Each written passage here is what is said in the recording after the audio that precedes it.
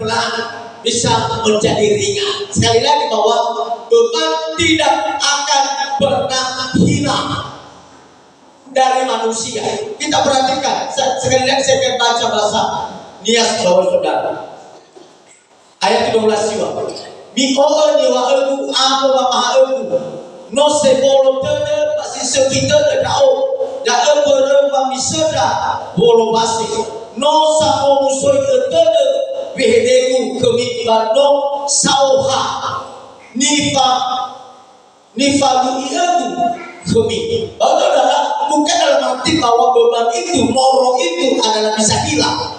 Tetapi kita lihat bahwa kalau kita datang kepada Tuhan, maka beban itu, morong itu adalah merupakan sebuah beban yang ringan, Bapak Ibu. Ada beberapa poin saya akan berikan bagi kita bagaimana supaya hati dan pikiran kita ini bisa menenangkan Bapak Ibu Saudara, menenangkan hati dan pikiran menurut Alkitab. Yang pertama, Bapak Saudara, kita baca dalam Filipi 4 ayat 6 dan 7. Bagaimana supaya beban itu ringan dan menenangkan hati kita atau memberikan kelegaan bagi kita. Dalam Filipi pasal 4 ayat 6 sampai 7 berkata, janganlah hendaknya kamu khawatir tentang apapun juga, tetapi nyatakanlah dalam segala hal keinginanmu kepada Allah dalam doa dan permohonan dengan ucapan syukur. Damai sejahtera Allah yang melampaui segala akal akan memelihara hati dan pikiranmu dalam Kristus Yesus. Yang pertama, Bapak Ibu, bagaimana supaya menenangkan hati, mendapatkan kelegaan dalam diri kita, Bapak Saudara, adalah jangan khawatir apapun juga. Jangan khawatir apapun yang kita hadapi. Jangan khawatir apapun masa depan kita. Jangan khawatir apapun yang akan kita kerjakan. Karena kita yakin, saudara, kalau kita bersama dengan Tuhan, Tuhan pasti akan memberkati setiap masa depan kita. Maka banyak orang yang khawatir, banyak orang yang susah dengan kekhawatiran. Maka Bapak Ibu Saudara, bagaimana caranya supaya kita mendapatkan kelegaan? Maka firman Allah berkata bahwa janganlah khawatir tentang apapun, dan nyatakanlah dalam segala hal keinginanmu kepada Allah dalam doa dan permohonan dengan ucapan syukur. Nah, ini Bapak Saudara yang pertama, banyak orang akan khawatir tentang apapun, Bapak Ibu. Tapi kita yakin Bapak Saudara, hari ini kita adalah orang-orang yang mungkin punya beban, tapi ketika Yesus datang, Tuhan akan meringankan beban yang ada di pundak kita, Bapak Ibu Saudara. Amin. Yang kedua, apa yang harus kita lakukan untuk menenangkan hati dan pikiran menurut Alkitab, Bapak Saudara? Yang kedua adalah dalam Amsal pasal 3 ayat 5 dan 6. Saya baca dalam Amsal pasal 3 ayat 5 dan 6. Percayalah kepada Tuhan dengan segenap hatimu dan janganlah bersandar kepada pengertianmu sendiri. Akuilah Dia dalam segala lakumu, maka Ia akan meluruskan jalanmu. Yang kedua, Bapak Saudara, percayailah Tuhan. Percayailah Tuhan dalam segala pergumulanmu. Percayailah Tuhan dalam segala usahamu. Percayailah Tuhan dalam segala keluargamu. Percayailah Tuhan dalam segala apapun yang engkau cita-citakan. Maka firman Allah ayat yang ke-6 berkata, akuilah Dia dalam segala lakumu, maka Ia akan meluruskan jalanmu. Kita mempercayai, mengakui. Maka firman Allah berkata, orang yang menyaksikan aku di hadapan manusia, maka aku akan mengakui dia, menyaksikan dia di hadapan Bapakku yang di surga. Artinya orang yang mengakui Tuhan, orang yang mengakui Yesus kepada orang lain, maka Yesus berkata, aku juga mengakui dia di hadapan Bapakku yang di surga. Itu yang kedua, Bapak Saudara. Yang ketiga, Bapak Ibu, apa yang harus kita lakukan? Yang ketiga adalah dalam Injil Yohanes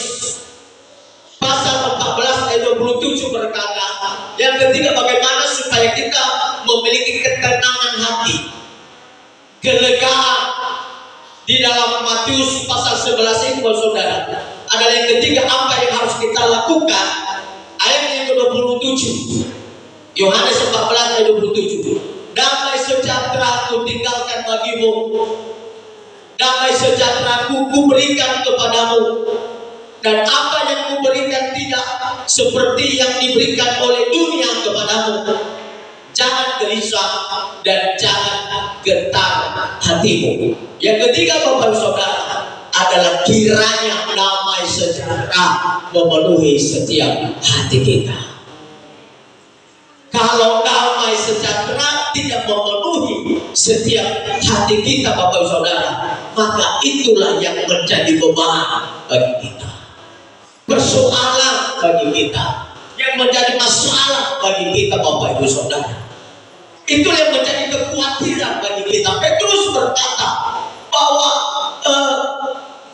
biarlah kekhawatiran kita itu, serahkanlah semua kekhawatiranmu kepadanya. Artinya semua kekhawatiran kita terserah Tuhan. Semua beban kita serahkan kepada Tuhan. Biarlah Tuhan yang beracara dalam setiap kekhawatiran, dalam setiap beban, dalam setiap kehidupan kita, Bapak Ibu Saudara. Yang terakhir, Bapak Ibu, bagaimana supaya hati kita menenangkan hati dan pikiran, Bapak Ibu Saudara. Yang ketiga, Bapak, ayat terakhir, yang keempat, Bapak Saudara, kita baca dalam Mazmur 55 ayatnya yang ke-23. Apa yang harus kita lakukan? Demikian firman Tuhan. Tetapi Engkau ya Allah akan menjerumuskan mereka ke lubang sumur yang dalam. Orang penumpang darah dan penipu tidak akan mencapai setengah umur, tetapi aku ini percaya kepadamu. Yang terakhir, Saudara, adalah serahkan semuanya bebannya. Dikatakan di sini bahwa Saudara adalah orang di luar Tuhan yang telah terjerumus dengan orang-orang yang pikirannya dikuasai dengan kejahatan, Saudara. Orang-orang yang penumpah darah dan penipu tidak akan mencapai setengah umurnya. Ini firman Allah, Saudara. Tetapi Daud berkata, aku percaya kepadamu ya Tuhan. Nah, Bapak Saudara, maka saya kembali kepada firman Allah. Marilah kepadaku semua yang letih lesu dan berbeban berat, aku akan memberi kelegaan kepadamu.